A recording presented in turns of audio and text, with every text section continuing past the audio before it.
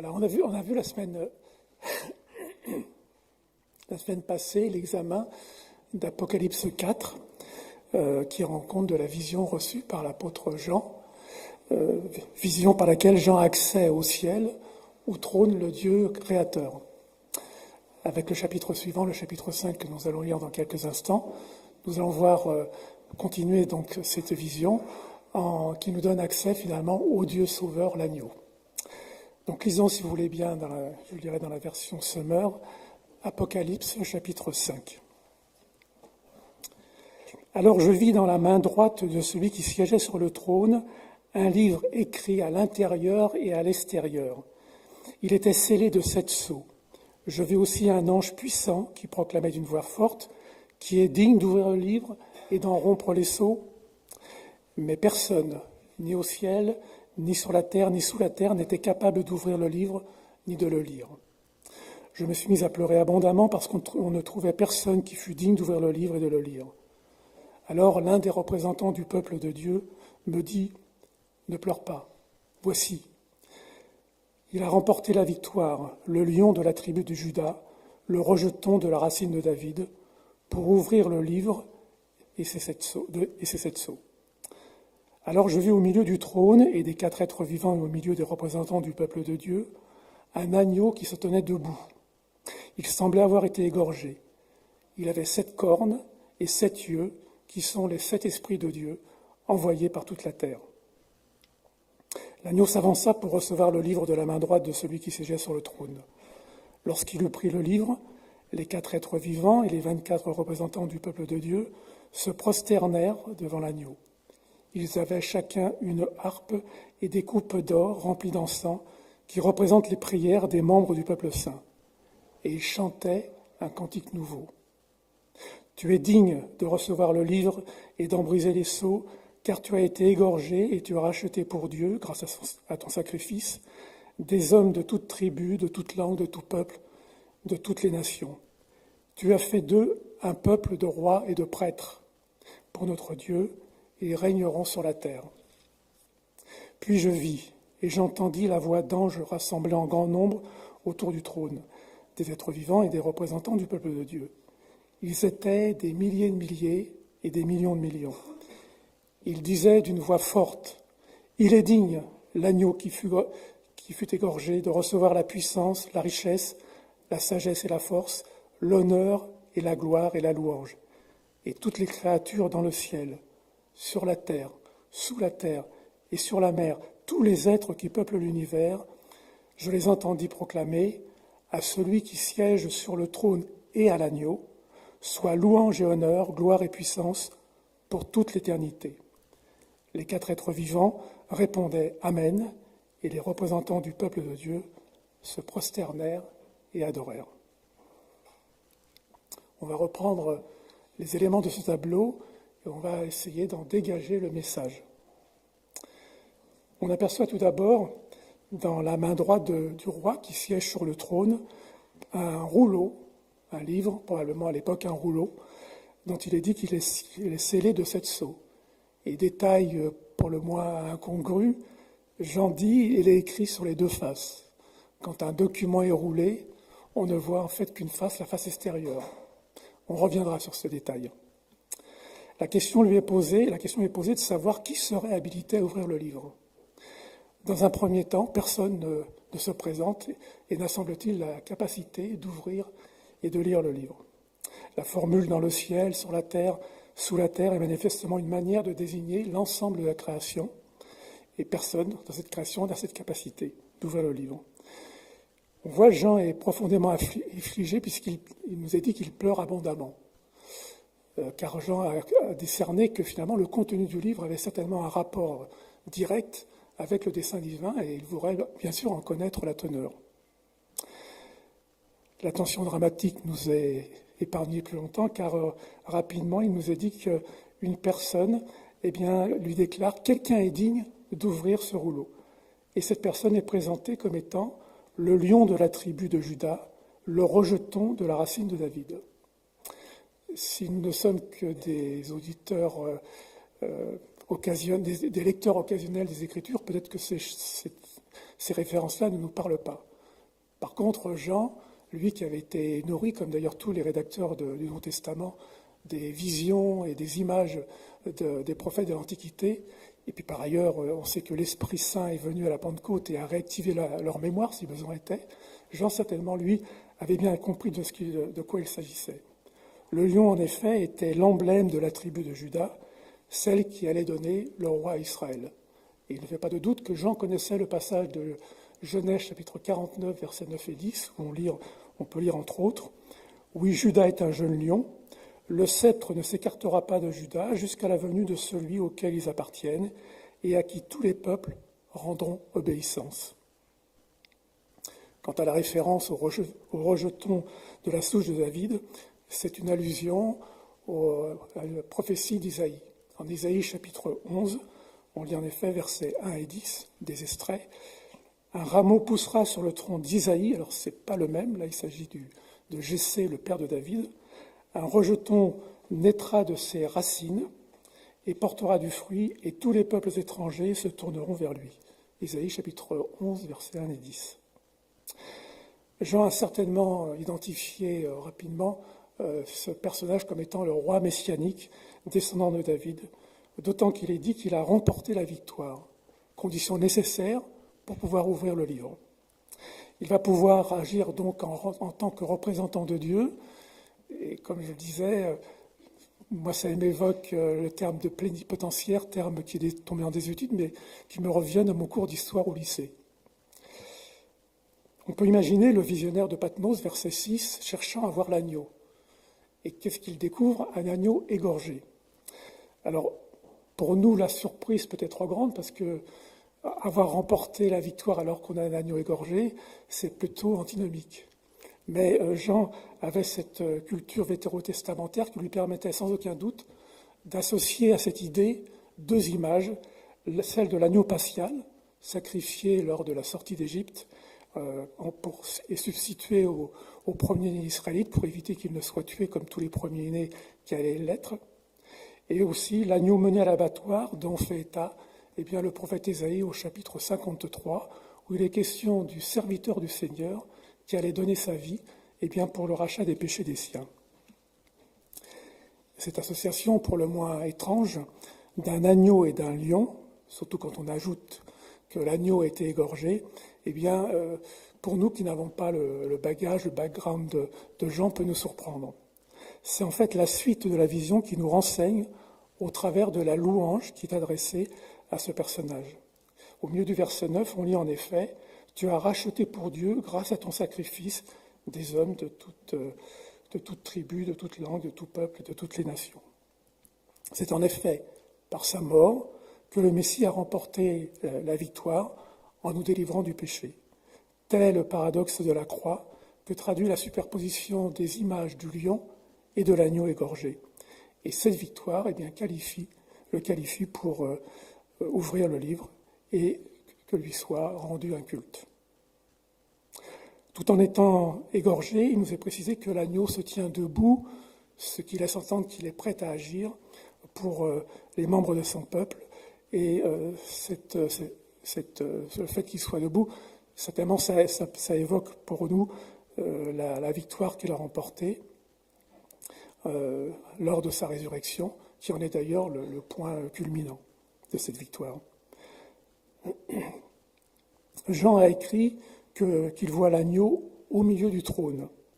Cette position rappelle certainement son ascension et sa session à la droite du Père.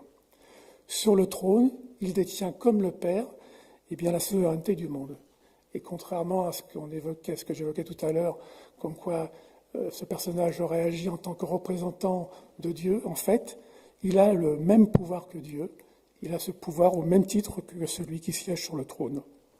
Ce qu'atteste d'ailleurs le fait, comme on le voit au verset 6, à la fin du verset 6, il avait 7 cornes. Et on sait que dans la culture vétérotestamentaire, les cornes étaient associées au pouvoir et à la puissance. Quant au chiffre 7, il est le symbole de la perfection et de la totalité. Ainsi nous est représentée la puissance par laquelle l'agneau a vaincu et aussi son pouvoir. Et cela nous rappelle certainement les paroles prononcé par le Christ avant de remonter au ciel, tout pouvoir m'a été donné dans le ciel et sur la terre. Après avoir précisé qu'il avait 7 cornes et donc qu'il avait cette puissance, il nous est dit aussi qu'il a 7 yeux, qui sont les 7 esprits de Dieu envoyés par toute la terre. Alors cette image des 7 yeux, on la trouve dans la prophétie de Zacharie, au chapitre 3, verset 9, et au chapitre 4, verset 10, où elle représente la sagesse divine. Et le fait, on en a parlé d'ailleurs la semaine passée, et bien que rien ne peut échapper à Dieu, en quelque endroit que nous soyons. Ayant 7 yeux, l'agneau participe donc à la sagesse divine et possède la connaissance de tout ce qui se passe sur la terre, comme d'ailleurs cela avait été annoncé toujours par le prophète Ésaïe, toujours au chapitre 11 et au verset 2 cette fois, où nous lisons « L'Esprit de l'Éternel reposa sur lui, et cet Esprit lui donnera le discernement, la sagesse, le conseil et la force. » Que cet Esprit soit à disposition de l'agneau et envoyé par toute la terre peut évoquer la Pentecôte. La Pentecôte, en effet, Jésus a reçu l'Esprit Saint qu'il fait venir sur les 12 apôtres, et ceci allait en faire bénéficier l'ensemble des membres de l'Église. Ainsi, au moment où Jean reçoit cette vision, on peut dire que l'Esprit se trouve par toute la terre, car les croyants se sont répandus dans tout le bassin méditerranéen, qui est le monde de l'époque. Ainsi, avec la vision de l'agneau égorgé se tenant debout au milieu du trône et disposant des esprits de Dieu, ce sont les 4 événements fondamentaux de l'œuvre rédemptrice de Jésus qui sont représentés de manière figurative, à savoir sa mort, sa résurrection, son ascension et session à la droite du Père, et la Pentecôte. En évoquant le chemin de la victoire de Christ au travers des tribulations, le message que transmet ce passage de l'Apocalypse aux disciples de Christ est on ne peut plus clair. Christ nous rappelle que faut nous attendre à être persévérés malgré et persévérer dans un monde qui nous est hostile. Et on sait qu'effectivement, au 1er siècle, déjà les chrétiens avaient été persécutés sous Néron. À l'époque de Jean, c'était Domitien qui régnait, qui s'était fait déifier lui-même, alors que souvent c'était le Sénat qui déifiait à titre posthume les Césars. Mais là, Domitien s'était lui-même déifié, qui était une source de persécution parce que, bien sûr, ça posait des problèmes de compromission pour les chrétiens. Et au IIe et au IIIe siècle, cette persécution deviendra d'ailleurs systémique. Et donc le message qui nous est donné là montre comment les chrétiens devaient s'attendre à une telle persécution. Et cette exhortation, finalement, à persévérer en dépit des situations difficiles que nous pouvons connaître, est atemporelle et s'applique à toutes les époques. Et elle est valable donc pour nous qui vivons dans un environnement qui a toutes les caractéristiques d'un monde dystopique. Un monde qui est difficile, en effet. Nombre de chrétiens se trouvent persécutés par les systèmes politiques peu soucieux de la liberté de leurs concitoyens et en particulier de la liberté religieuse. Quant à nous, qui ne connaissons pas ces situations douloureuses, on est confronté à d'autres difficultés, c'est-à-dire que le matérialisme peut éroder, entamer notre détermination, notre foi. Les idées en vogue aussi, le wokisme dans toutes ces formes extrêmes peut être aussi une difficulté pour l'expression de notre foi. Et le fait que des personnes, tant des médias que du monde politique font le buzz, ça peut aussi, par l'attention que l'on peut porter à ce genre de choses, être une entrave pour nous. Il nous faut donc veiller à agir en personnes raisonnables, car les excès de tout genre donnent une bien piètre image de ce qu'est le christianisme, surtout quand ces agissements d'ailleurs sont le fait de mouvements religieux qui œuvrent sous la bannière du christianisme. Si on reprend notre récit au verset 7, on voit que, ayant par sa mort et sa résurrection remporté la victoire, l'agneau s'avance pour recevoir le livre de la main droite du Dieu qui siège sur le trône. Et au verset 8, il est alors l'objet de l'adoration des différents protagonismes qui ont déjà adoré le Dieu créateur. On a vu les 4 êtres vivants qui représentent la création, les représentants du peuple de Dieu, qui représentent l'ensemble des croyants au cours du temps, et qui vont aussi louer l'agneau, le Dieu sauveur. Cette séquence qui s'amorce avec le verset 8 jusqu'à la fin du chapitre 4, eh bien, a toutes les caractéristiques, disons, d'une phase liturgique, c'est-à-dire qui touche en fait le culte, comme on le voit d'ailleurs tout de suite, puisqu'il est question, eh bien, que les adorateurs tiennent en effet chacun une harpe, un instrument qui est utilisé couramment dans le culte en Israël, ainsi que des coupes d'or remplies d'encens, et il nous est précisé que l'encens représente les prières du peuple de saints. Cette louange des membres du peuple de Dieu exprime en fait leur amour pour l'agneau, leur reconnaissance pour son sacrifice et le fait qu'ils sont prêts à se soumettre à lui de tout leur cœur. Et cette louange, eh bien, est figurément parlant comme un parfum qui est agréable à celui à qui, pour qui il est donné. Et c'est sans aucun doute un encouragement pour tout chrétien, eh bien, à continuer de persévérer dans la prière, qui est une véritable œuvre. La semaine passée, on a vu, Thomas nous a bien exprimé avec force, puis avec affect aussi, l'importance que revêtait une forme de prière, les supplications, devant les situations, devant le mal qui semble emporter, quelquefois, effectivement, on interpelle Dieu, et donc c'est une façon, eh bien, de s'adresser à notre Créateur et au Dieu Sauveur. Et voilà, nous est-il dit au verset 9, eh bien que ces créatures vivantes et les représentants du peuple chantent un cantique nouveau. C'est là une indication qui est sans doute significative pour Jean et qui va nous aider à identifier la nature de ce livre scellé. Comme nous l'avons déjà signalé, Jean connaissait ses classiques et en bonne place, eh bien, il connaissait certainement particulièrement bien les prophéties d'Ésaïe. Or, Ésaïe avait annoncé que Dieu accorderait dans l'avenir à son peuple une délivrance comparable à la libération de l'esclavage en Égypte. Il effectuerait en quelque sorte un nouvel exode. On lit en effet toujours en Ésaïe chapitre 11, versets 11 à 16, « Ce jour-là, le Seigneur étendra sa main une seconde fois pour libérer le reste de son peuple. Il y aura une route pour ceux de son peuple qui resteront, comme il y eut jadis une route pour Israël quand il sortit d'Égypte. » Excusez-moi.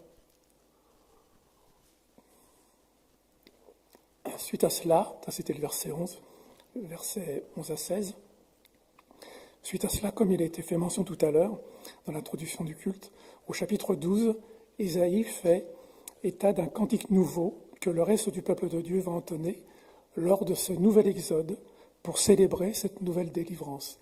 Et sans aucun doute, le cantique nouveau dont il est question au début du verset 9 ici, eh bien, est manifestement le cantique de ce nouvel exode.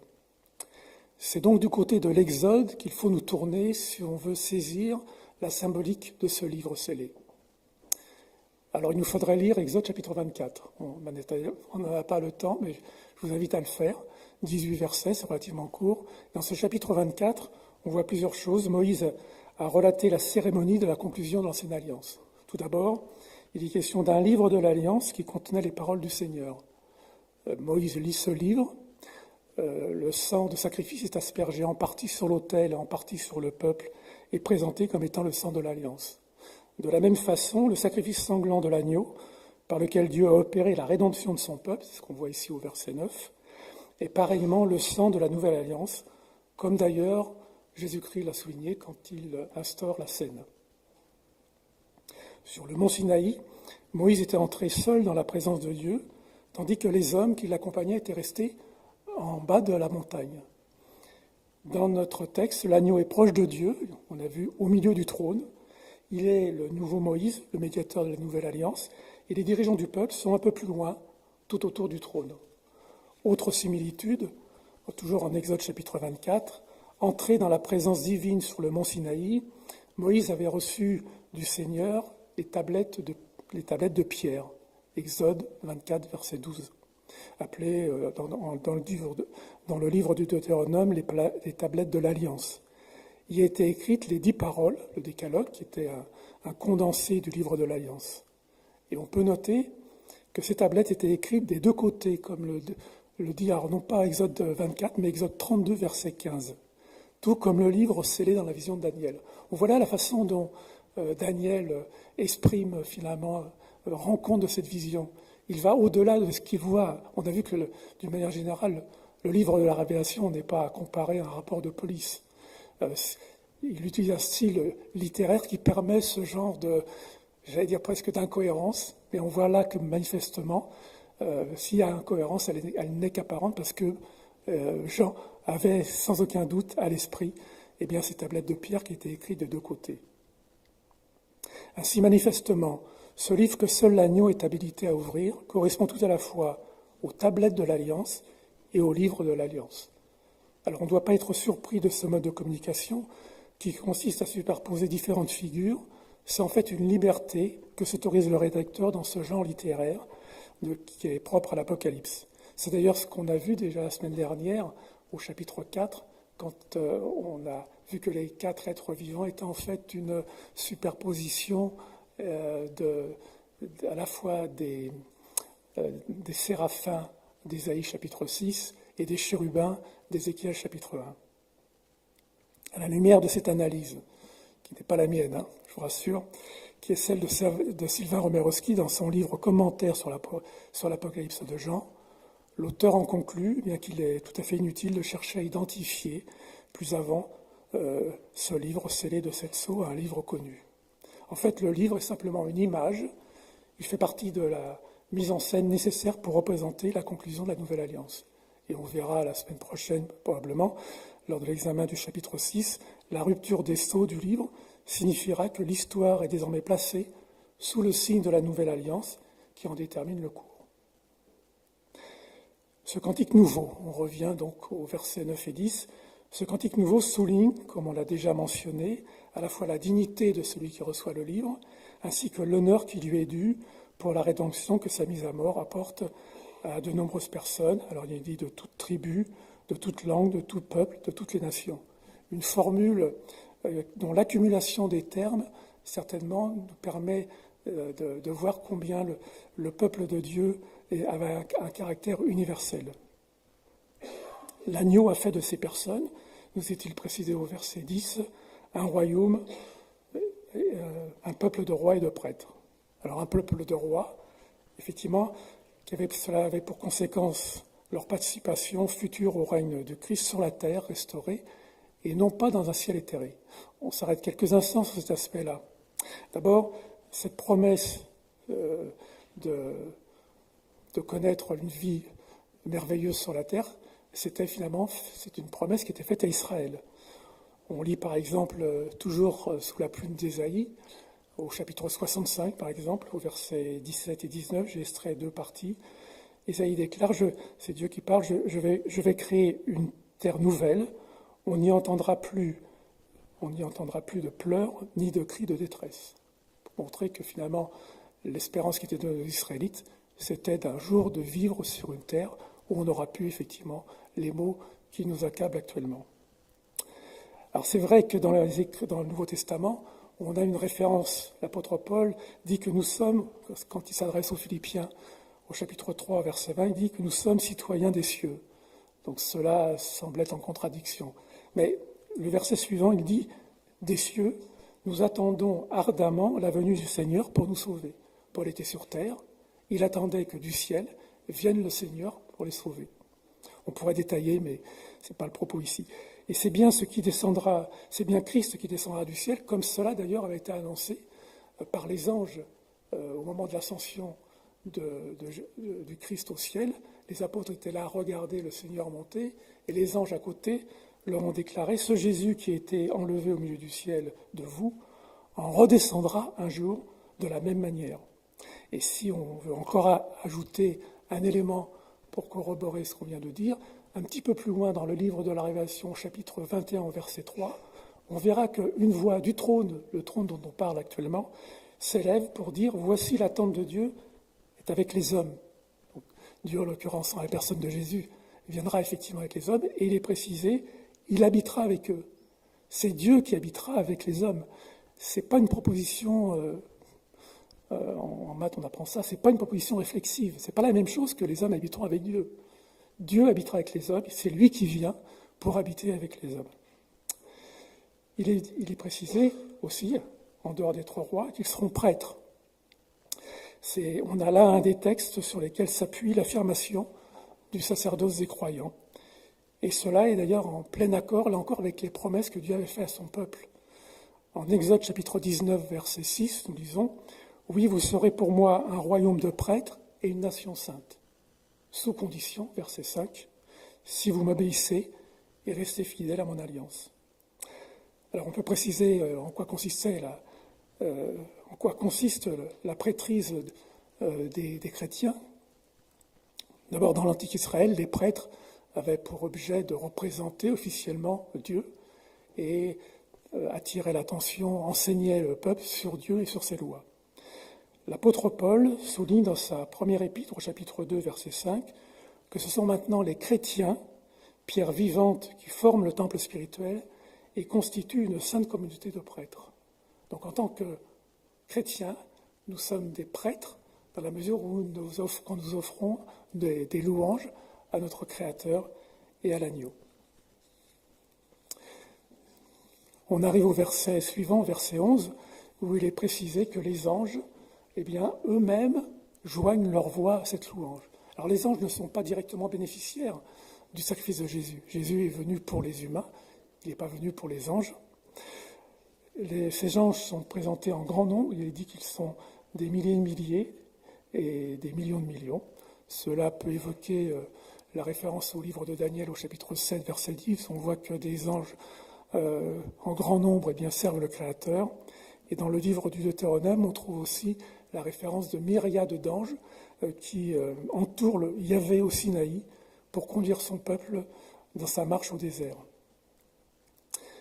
L'Église, on a évoqué déjà les persécutions dont les membres au cours du temps ont été victimes. L'Église peut se voir faible, peu nombreuse, minorité méprisée, voire persécutée, et d'une certaine manière, elle est tout cela. Car, comme on le verra dans la suite, elle est l'objet de la haine à la fois du dragon, Apocalypse chapitre 12, et de ces auxiliaires que sont les bêtes monstrueuses qui montent de la mer et de la terre, Apocalypse chapitre 13 et 14. Mais cette vision d'Apocalypse 5 nous permet de voir l'Église formidablement renforcée par ces myriades d'anges.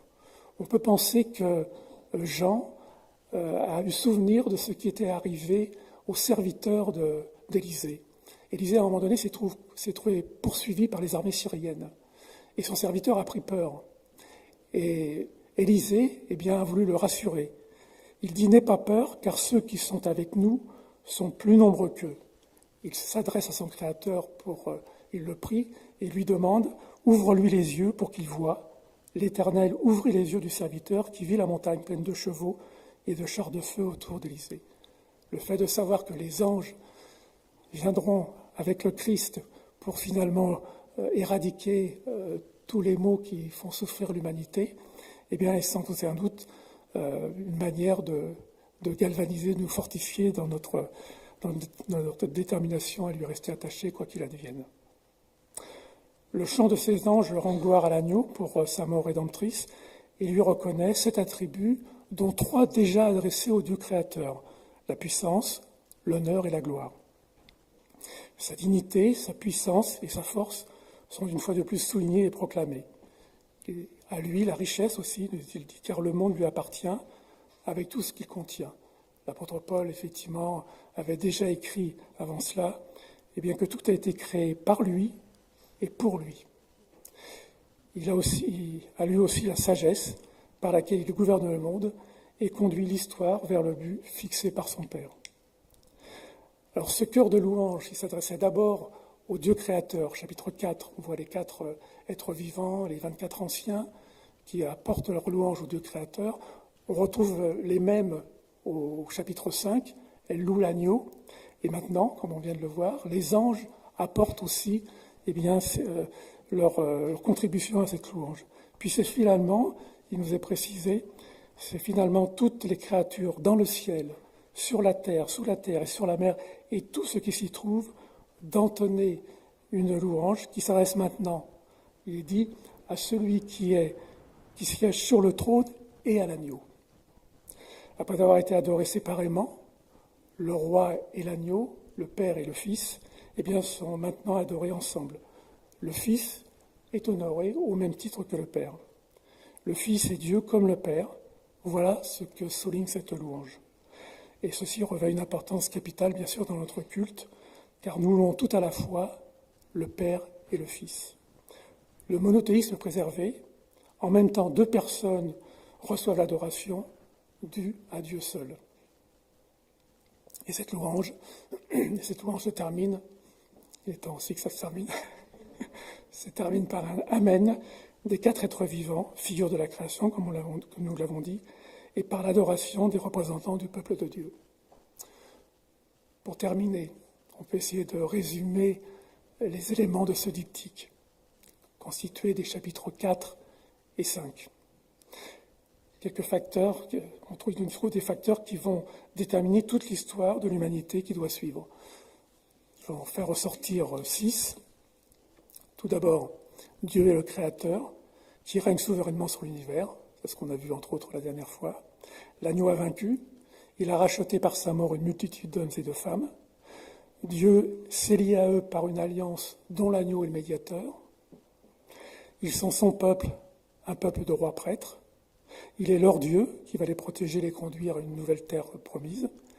Et la nouvelle alliance, alors ça c'est plus le verset 4, le chapitre 4, pardon, la nouvelle alliance éternelle et inviolable qui semble être l'aboutissement de l'alliance conclue avec Noé, comme l'atteste la présence de l'arc-en-ciel autour du trône en Apocalypse 4, verset 3, est la garantie que Dieu ne les abandonnera pas en toutes circonstances, quelles que soient les circonstances.